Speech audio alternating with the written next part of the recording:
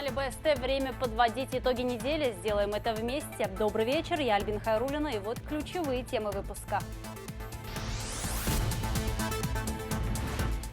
Репетиция зимы и экзамен для коммунальщиков. Работают 412 единиц техники и более 1100 человек. Неделя побила рекорд по аварийности. Машины слетали с трассы, уходили под лед. Ты зря так, парень, первый лед. На дорогах затор, Уфа в 9-бальных пробках. Готова ли республика к настоящим снегопадам?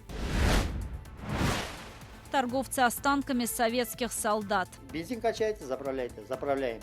Потом раз у них колесо лопнуло, 1200 надо, дали деньги. Вернуть героев на родину мошенники предлагают за деньги. Жестокая шутка вместо долгожданной правды 7 десятилетий спустя. Как не попасться на удочку тех, кто готов зарабатывать на священной памяти? Путешествие на больших скоростях из Уфы до Москвы можно будет долететь на поезде. Указаний Уфы не было еще в этой. Вот сегодня, если можете пойти посмотреть, там уже есть. Республика выступила с инициативой пустить грузопоток в обход Уфы, отдать дорогу до аэропорта федеральному центру, а трассу Уфа-Оренбург сделать 4-полосной. Когда есть жизнь после смерти. Органы с собой на небеса никто не унесет, а спасти другие жизни возможно. Новая страница в трансплантологии. Органы будут печатать на принтере. В России может появиться единый регистр волеизъявлений. Делать отметку предлагают в паспорте. В республике уже созданы 12 донорских центров. Увидеть Париж и войти в список наследия ЮНЕСКО. Это высочайший уровень требований, который мы стремимся сейчас достичь. В республике построят копию пещеры Шульганташа. Янгантау получит статус геопарка международного уровня.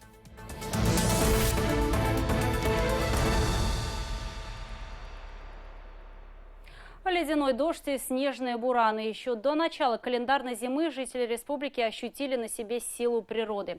Коммунальные и дорожные службы не всегда успевали справляться с последствиями снегопада, который накрыл регион. Причина в нехватке спецтехники, закупить которую поручил Ради Хабиров. Грузовые автомобили застревали на подъемах не только вне города, но даже в центре столицы. Так, 3 фуры, перекрывшие все полосы на улице Сипайловская, на несколько часов парализовали движение в спальном микрорайоне. Минувшей ночью проезд был затруднен и на трассе Уфа-Инзер-Белорецк. Но и самая страшная неделя была признана самой аварийной. Не обошлось без человеческих жертв. Тему продолжит мой коллега Азат Садреев.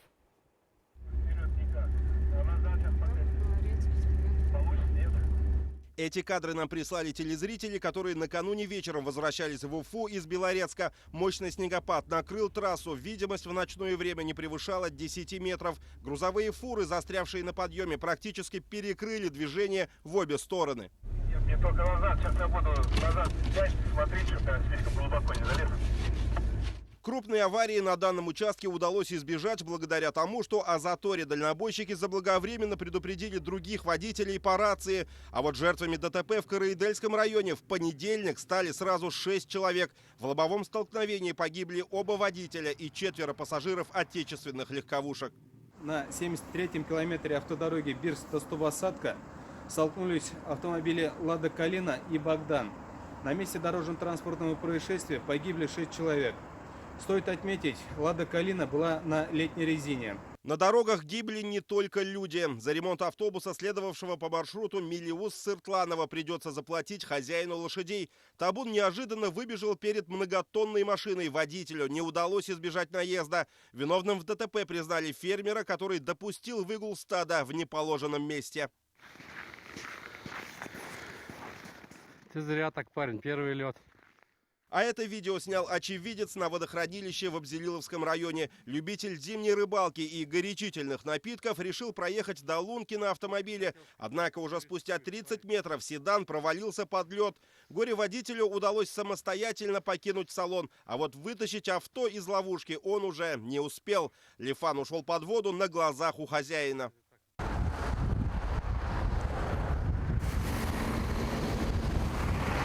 Снегопад стал испытанием на прочность городских служб. Коммунальщики вывели на дорогу всю технику. Очистка улиц и тротуаров велась в круглосуточном режиме. Жилищно-коммунальные службы города продолжают работу круглосуточно в режиме максимального выхода техники. На сегодняшний день На улицах города и во дворах работают 412 единиц техники и более 1100 человек рабочих, дорожных рабочих и дворников. Производится вывозка снега на полигоны. Вот за ночь вывезено 5600 кубов снега. Работы продолжаются. На оперативном совещании Ради Хабиров оценил ликвидацию последствий снегопада на удовлетворительно, при этом подвергнув критике качество песчано-солевой смеси, применяемой при обработке улиц. Такое ощущение, что значит, дороги не песком сыпали, а черноземом поливали, потому что безумно грязно просто, безумно грязно. Я не знаю, что такое вот качество гравийной смеси. Значит, если это так, давайте отправляйте в вашу счетную палату, пусть туда выходит и смотрит, что закуплено у нас. Потому что, как мне докладывают, песчано-гравийная смесь, песок, который вы сыпете, он должен быть, соответственно, каким-то образом прочищен, промыт, значит, чтобы там крупная фракция не попадала. По данным ГИБДД, с начала года в результате дорожных аварий в Башкортостане погибло свыше 400 человек, пострадали тысячи. Бороться с теми, кто игнорирует дорожные законы, решили рублем. По поручению Радия Хабирова республика затратит свыше 3 миллиардов на закупку камер видеонаблюдения за состоянием дорожного движения. Еще 2 миллиона 200 тысяч рублей добавят бизнесмены, которые окупят расходы за счет собранных штрафов. В ближайшие годы число дорожных камер в регионе достигнет 660 единиц. Давайте мы возьмем 20-летней давности ситуацию на дорогах, когда не было ни камер, ни других моментов. Вроде инспектора работали, вроде и столько их много было, но у нас, по крайней мере, погибало по 900 человек и более. Но сейчас вот концентрация ДТП, как бы очаги ДТП, они стали уменьшаться. Благодаря чему? Это вот именно камера фото-видеофиксации. По данным Гидромедцентра, снегопад в Башкортостане продолжится и на следующей неделе. Ясная погода ожидается лишь 1 декабря. При этом температура воздуха опустится до минус 13 градусов днем и минус 22 морозов в ночное время. В связи с ухудшением видимости на дорогах ГИБДД советует водителям без необходимости не выезжать на загородные трассы, соблюдать скоростной режим и совершать один из самых опасных маневров – обгон, лишь убедившись в его полной безопасности. Азат Садреев, Азат Ишбулатов и Чингис Мингижетдинов. Итоги недели. А вот уфимские дворы, напротив, оказались небезопасными. 2 детей провалились в открытый колодец. Трагедии удалось избежать лишь чудом. Так, во дворе дома по улице Пушкина ребенок внезапно ушел под землю на глубину 5 метров. На крики о помощи прибежали неравнодушные горожане, которые вызволили малыша из темного плена. Сейчас пострадавший находится в больнице, его состояние врачи оценивают как средней тяжести. Второй мальчик получил ушиб головы и направление на лечение к врачу-неврологу. Несчастный случай произошел уже во дворах по улице Первомайской в Черниковке.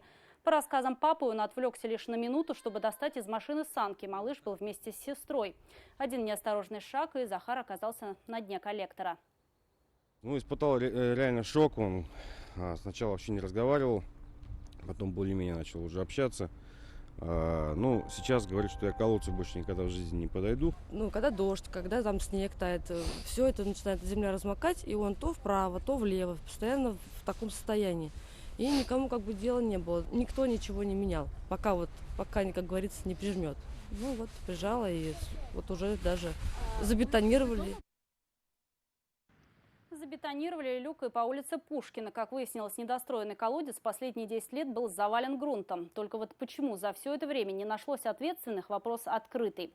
Сегодня сотрудники Уфа-Водоканала и тепловых сетей Баш-РТС вышли во внеплановый рейд сразу по нескольким маршрутам. В городе 76 тысяч подобных колодцев. Нарушений не выявили. По словам специалистов, чугунные крышки может сдвинуть снегоуборочная техника, но зачастую их просто-напросто воруют, чтобы сдать на металлолом. Бывают случаи воровства крышек. Здесь статистика следующая. То есть за 2018 год порядка 110 крышек было похищено. Из них 87 это канализационные колодцы и 23 это водопроводные колодцы.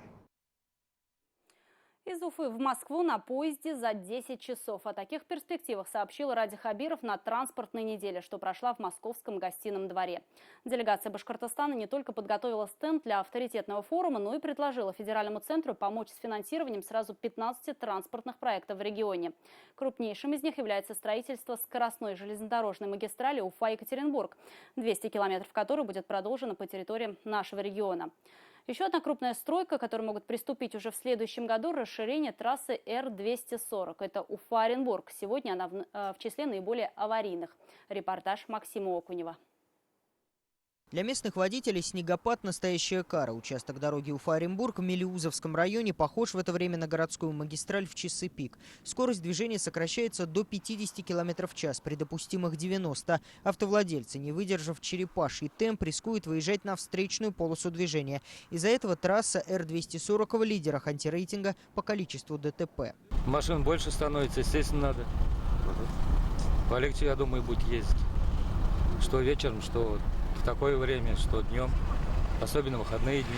Чтобы у водителей было больше пространства для безопасных маневров, трассу Уфа-Оренбург расширят. Об этом стало известно на встрече Радия Хабирова и главы Росавтодора во время транспортной недели в Москве. Дорожное полотно увеличится на участке от Стерлитамака до села Зерган, где по-прежнему действует двухполосное движение. Трафик авто в сутки там превышает допустимые 6 тысяч. Нас и жители наших очень волнует все-таки развитие транспортной системы Уфа-Оренбург. Особенно вот то, что происходит после Стерлитамака. Там довольно сложная напряженная дорога. Она и напряженная по количеству дорожных транспортных происшествий. Она узкая. Она требует существенного расширения, реконструкции хотя бы 4 полосы. Строительство дорог в республике с учетом сложного ландшафта – дело не дешевое. Но власти региона готовы тратить большие деньги на безопасность водителей и пассажиров. Есть необходимость освободить Уфу от всевозрастающего грузопотока. Надежду возлагают на восточный выезд со строительством платного подземного проезда, что соединит трассы М5 и М7. 20 ноября проект получил положительное заключение госэкспертизы. В республике теперь ждут первые федеральные транши. Общая стоимость выезда свыше 30 миллиардов рублей. Поддерживают, в целом поддерживают проект. Нужно еще дополнительные переговоры о том, в каком виде это будет осуществляться, какие суммы на какой год сможет финансировать федерация. Ну, в общем-то, итоги, я думаю, в ближайшее время мы узнаем. А вот обслуживание дороги Уфа-Аэропорт предложено возложить на плечи федерального центра. Ее регулярный ремонт обходится республике в копеечку. По данным «Коммерсанта», перед саммитами ШОС и БРИКС на укладку асфальта здесь было выделено около 1,5 миллиардов рублей. Руководитель Башкортостана предложил рассмотреть заявки на привлечение федеральных субсидий для строительства в Уфе 2 мостов через Белую, в створе улиц Воровского и Интернациональной. Регион также претендует попасть в проект прокладки новой скоростной ЖД-линии от Москвы до Екатеринбурга.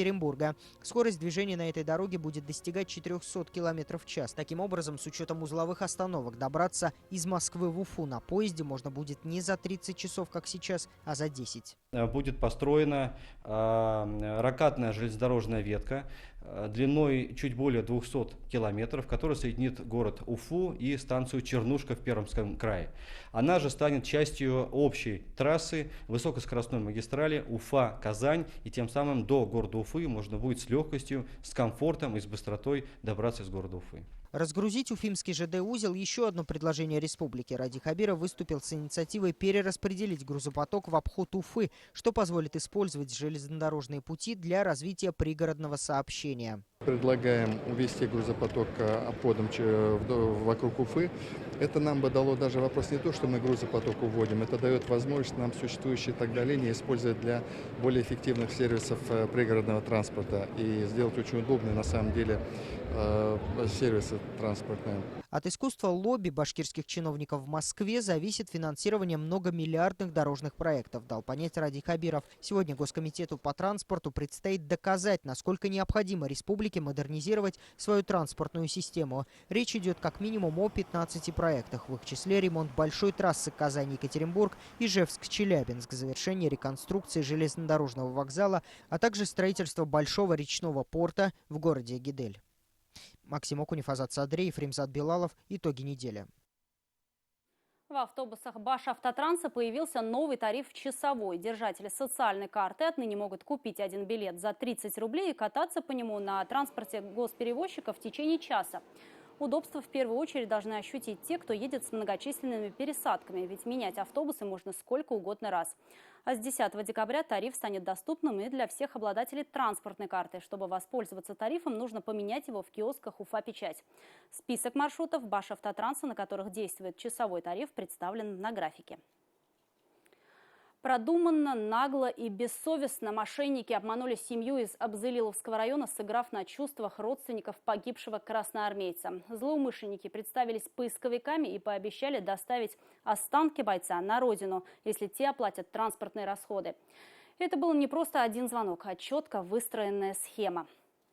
Псевдоволонтеры знали, где служил, когда был призван и какие награды имел погибший. Всю аферу растянули на несколько дней. Деньги просили частями, но обещания своего, естественно, не выполнили.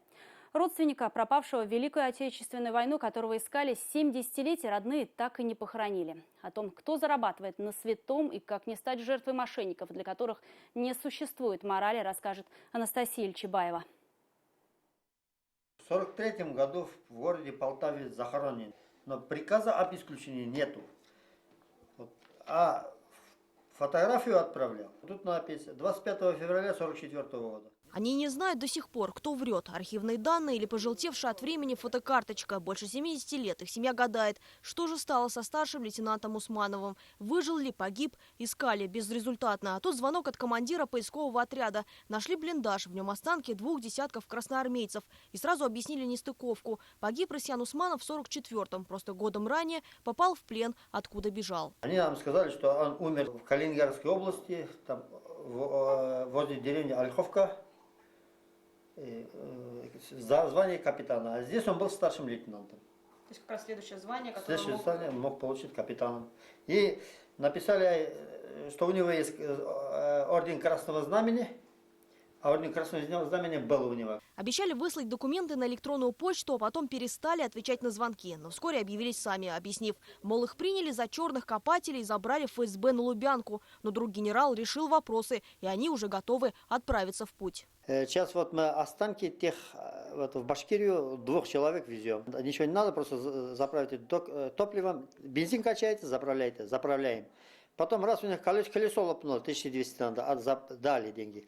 Потом приехали, у них бензин протекает, там бензин много живет. Опять заправили. И так ушло 40 тысяч рублей. Возвращение героя ждали всем районам. Школьники подготовили выступление, собирались похоронить со всеми почестями. Но больше всех, наверное, возвращение ждал сын красноармейца Марс Усманов. Отец ушел на войну, когда ему было полгода. Мальчика воспитывали бабушка с дедушкой. Было тяжело, еды не хватало, а о новой одежде или игрушках можно было только мечтать.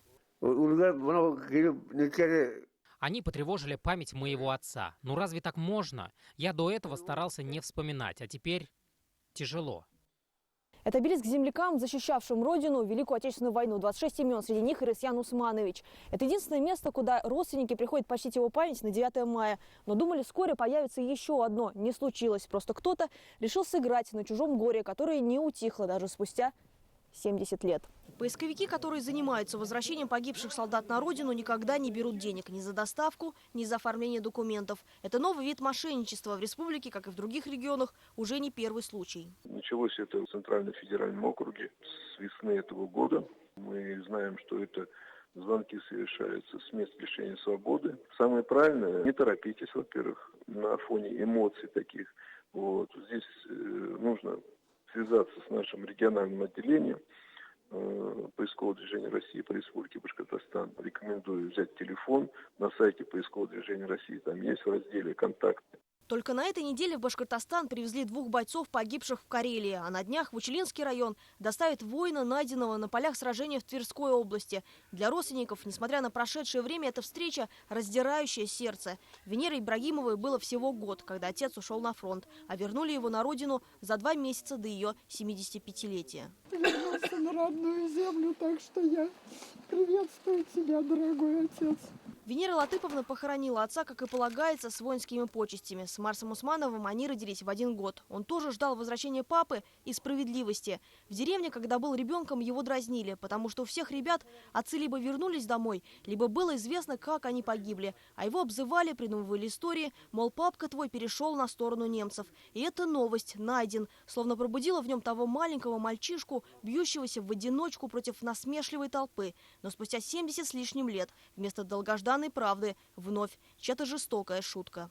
Анастасия Ильчебаева, Расуль Шагимарданов, Владимир Шевчук, Венер Сагидинов. Итоги недели. В российском паспорте у граждан страны может появиться новая отметка «Готов» или, напротив, «Категорически против» стать донором. Все идет к тому, что у нас, по примеру Европы, появится единый регистр прижизненных волеизъявлений. Нехватка органов для пересадки, как отмечают специалисты, проблема, существующая во всем мире. Но у нас она стоит наиболее остро. Общество не готово. Тем временем в республике уже созданы 12 донорских центров. Это учреждения, в которых ведется забор и трансплантация органов. Как меняется жизнь тех, кто получил ее после смерти, и какие законы должны заработать, разбиралась Динара Таймасханова. Операция когда у вас была? 3 ноября. Так, сегодня 21-й, 18-й день. На этой неделе мы тебя отпускаем домой. Хорошо. Ильнара Аль-Мухаметова после больницы начнет новую жизнь в буквальном смысле. Молодая девушка перенесла операцию по пересадке донорской почки. 3 года ожидания, походы на процедуры гемодиализа через день, головные боли, отеки, тошнота. Теперь, надеется девушка, это все в прошлом. Силы появились, если их раньше не было.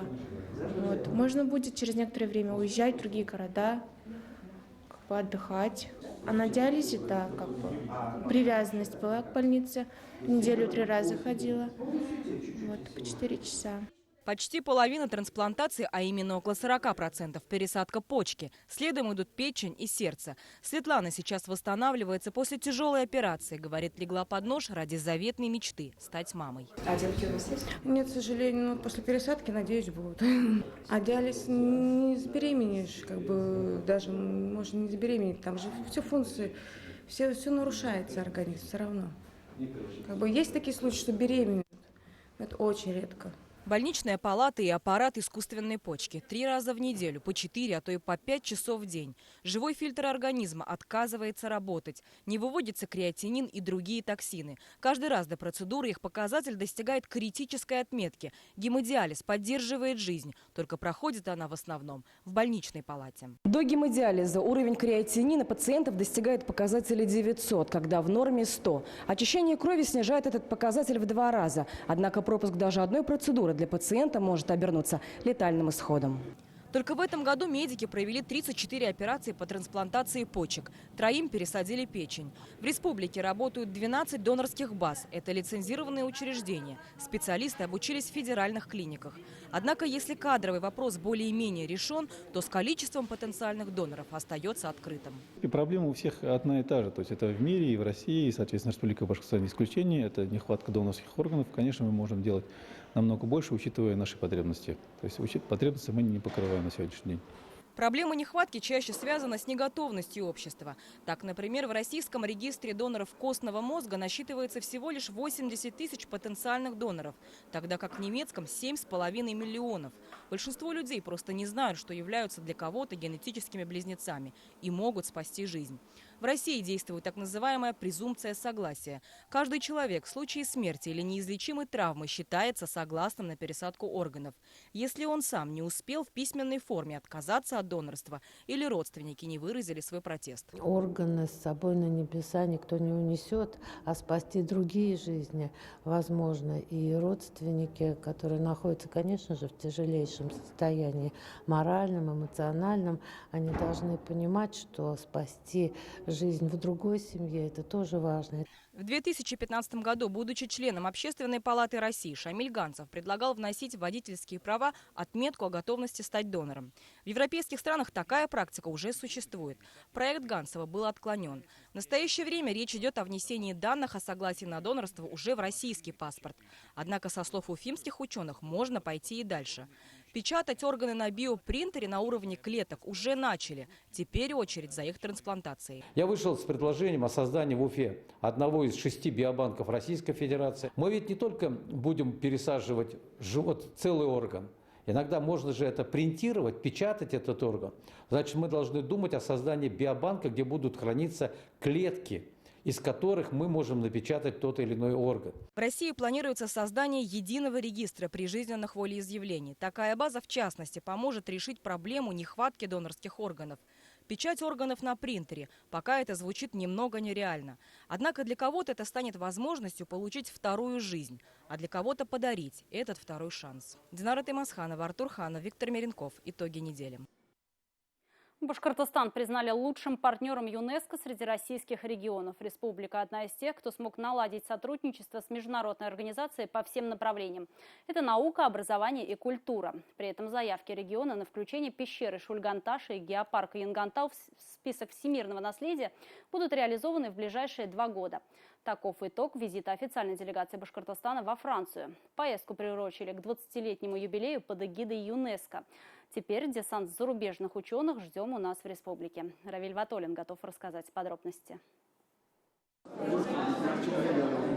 Споры о вариантах сохранения главной жемчужины Башкортостана, пещеры Шульган-Таш, в Парижском центре науки и культуры на этой неделе не стихали несколько дней.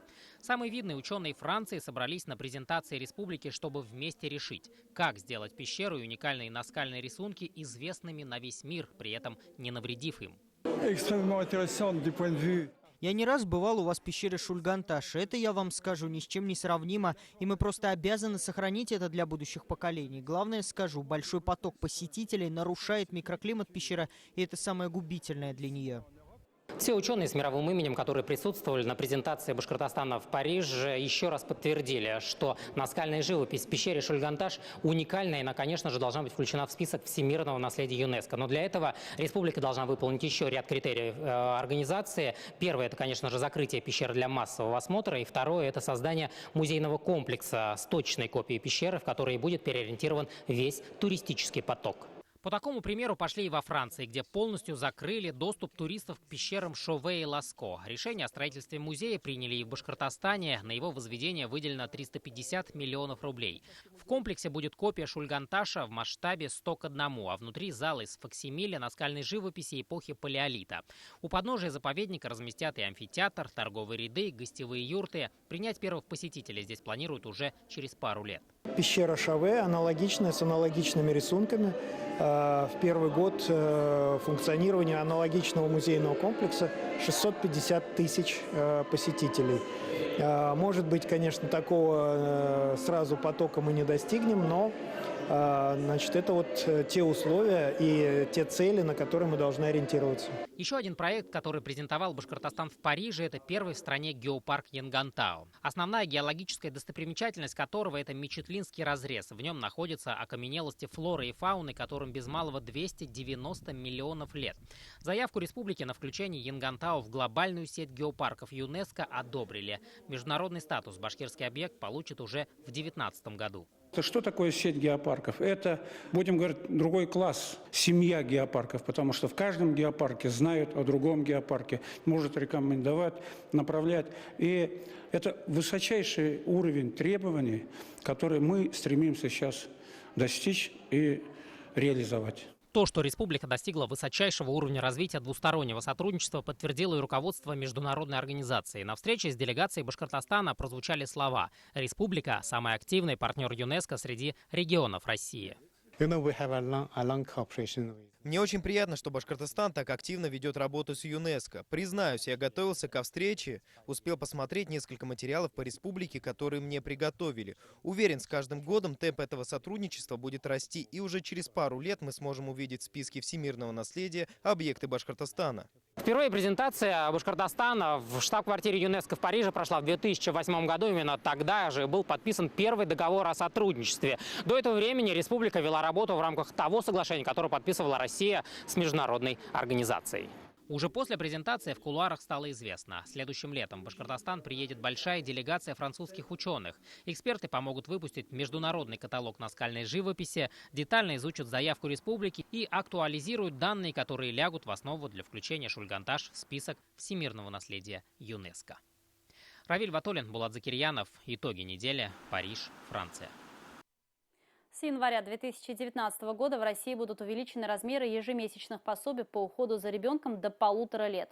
Если сейчас максимальный размер выплат составляет 24 тысячи рублей, то в следующем году эта сумма вырастет до 26 тысяч в месяц, минимальный до 4,5 тысячи рублей. Помимо этого вырастет и размер пособия по беременности и родам за 140 дней отпуска. Будущие мамы смогут рассчитывать на 301 тысячу рублей. Это максимум. Прибавка составит 19 тысяч рублей. Сегодня по всей России звучат признания в любви мамам. Дата не отмечена красной цифрой в календаре, но это однозначно самый трогательный праздник в году. Сыновья и дочери постарше топятся в цветочных салонах, а вот малыши рисуют открытки цветными карандашами. Правой ручкой. Правой. Ага. Смышленые тройняшки старательно прорисовывают каракули. У карапузов свой взгляд на искусство. Но главное, что картины посвящаются маме. Ведь она не опустила руки. Александр, Оскар и София родились раньше срока. И вот, скоро в семье Зарибовых тройной праздник. Малышам исполнится уже 2 года. Тут есть один маленький нюанс.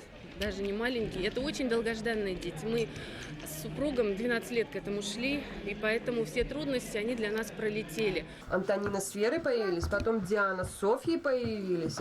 А вот самые последние у нас в семье появились уже 2 Валерии и 1 Мария. Кто и когда появился в их семье, для каждого из детей это стало 2-м днем рождения. Они обрели жизнь, о которой раньше и не знали. Теперь у них есть родители, есть мама. Долгое время Татьяна с мужем не могли завести ребенка. Тогда ее мама посоветовала: возьмите из детского дома, а Бог даст, родишь. Когда мы Дашу брали, мы на фотографии видели, она слишком сильно похожа на мужа моего. И не раздумывая, мы сразу ее забрали. Но нам органы опеки предупредили, что девочка инвалид. Вот и также сказали, что у нее есть сестренка Маша. Они близняшки, у них несколько минут разница. И вот, чтобы их не разлучать, чтобы они жили, все же одна кровь не течет, жили вместе, и вот ее забрала моя мама. И словно в награду женщина вскоре родила дочку, а потом взяли еще несколько девочек. В итоге за 11 лет их семья стала больше на 17 детей, из них 3 родных. 7 дочерей у Татьяны и 10 у ее мамы Ирины. Так получилось, что почти у всех инвалидность, синдром Дауна или ДЦП. От кого-то отказались родители, кого-то изымали из семьи алкоголиков или наркоманов. Солнечные дети тонко чувствуют людей. И для себя они поняли, кто для них настоящая мама. Я ее люблю. Она никогда не ругает. Молодец. Что люди делают. Я ее люблю. А вот Людмила Кузнецова стала мамой еще и для этих четвероногих инвалидов.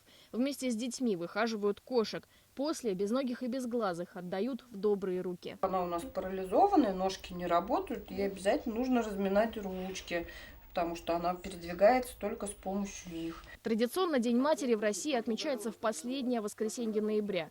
С 2011 года в стране проходит акция «Мама, я тебя люблю». Принято дарить открытки с мишкой, который держит незабудку.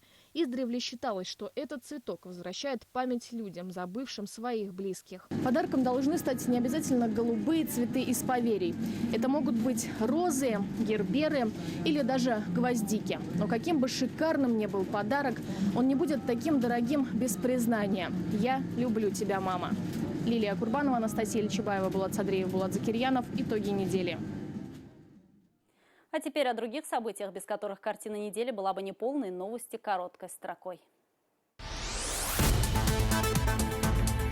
Точку в беспрецедентном уголовном деле поставил Стерлитамакский городской суд, где огласили приговор сразу 43 гражданам, которые занимались незаконным оборотом наркотиков. Все преступники получили реальные сроки от 4 до 13 лет. Смертельно опасные вещества наркоторговцы поставляли со склада в Москве крупными оптовыми партиями в Уфу, Стерлитамак и Шимбай, а также в другие города по всей России. Совокупный доход от нелегального бизнеса оценивается в 35 миллионов рублей. Появилось алиби у 2 экс-сотрудников полиции, подозреваемых в групповом изнасиловании. Коллеги-дознаватели, есть подтверждение того, что в момент преступления они находились в другом месте, что может кардинально изменить ход расследования. Об этом заявили адвокаты обвиняемых. В частности, защита утверждает, что Салават Галеев в указанное потерпевшее время находился якобы в кафе «Отдых», а Эдуард Матвеев и вовсе заезжал к себе во двор. Впрочем, информация о наличии алиби является лишь способом защиты от обвинений. Такова позиция следствия.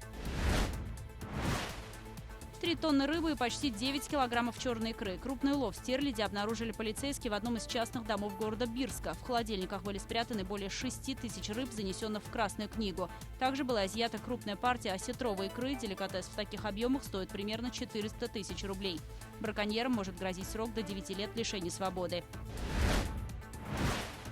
Подбитое крыло и зимовка в курятнике. В Кармаскалинском районе местные жители спасли журавля от верной гибели. Птица замерзала в чистом поле.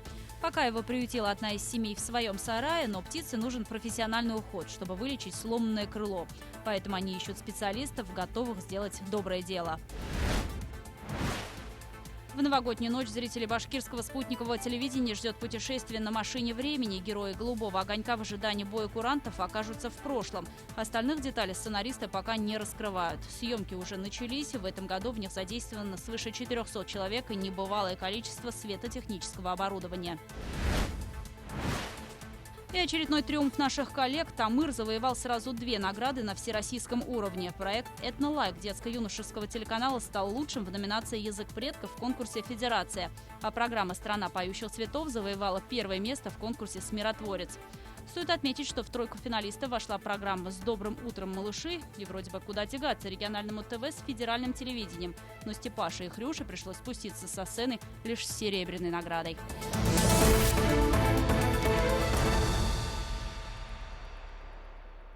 Уфимские пенсионерки рассказали секрет молодости. В 75 лет они начинают заниматься спортом, ходят в тренажерный зал. Как выполнять упражнения и не навредить здоровью в столь почтенном возрасте. Подробности далее. Стопами чуть дальше, а то поясничка будет кривой. Количество отжиманий увеличивается пропорционально возрасту. Еще 5 лет назад Нина Андрианова едва передвигалась. Сегодня 80-летняя пенсионерка 3 раза в неделю ходит в тренажерный зал. Медицинская карта была исписана диагнозами: грыжа, деформация поясничных дисков, сколиоз, артроз коленей, разрыв мениска. Врачи ставили крест, мол, лежачая больная. Хочется жить.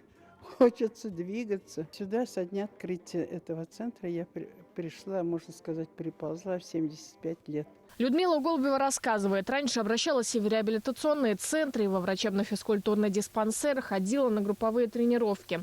Говорит, состояние только ухудшалось. Не лениться. Самое главное – брать себя за шкирку, что называется, поднимать с дивана, отрывать от телевизора и бежать заниматься. И получать радость от этого. Подходы к перекладине только под контролем инструктора. Программы упражнений составляет не фитнес-тренер, а медработник. Ориентируясь не на массу тела, а на состояние здоровья. Вместо обхвата талии обращают внимание на диагноз пациента. Здесь у нас все методики мировые мы применяем. Все, что нам полезно будет для наших пациентов, мы все применяем. Но все связано с кинезитерапией, то есть с вытяжкой, проработкой мышц. Здесь не дают волшебную таблетку, а регулярные тренировки – вот гарантия хорошего результата. Спортсменки шутят. Теперь на 50 чувствуют себя не только в душе. Лилия Курбанова, Тимур Каюмов. Итоги недели. Уфимский Салават Юлаев победой отпраздновал день рождения клуба. На своем льду уфимцы были сильнее минского «Динамо». При этом в ворота соперника было заброшено 6 шайб. Гости из Беларуси ответили лишь одним взятием ворот. Особенно отличился Линус Умур. К шведскому форварду удалось набрать 4 очка.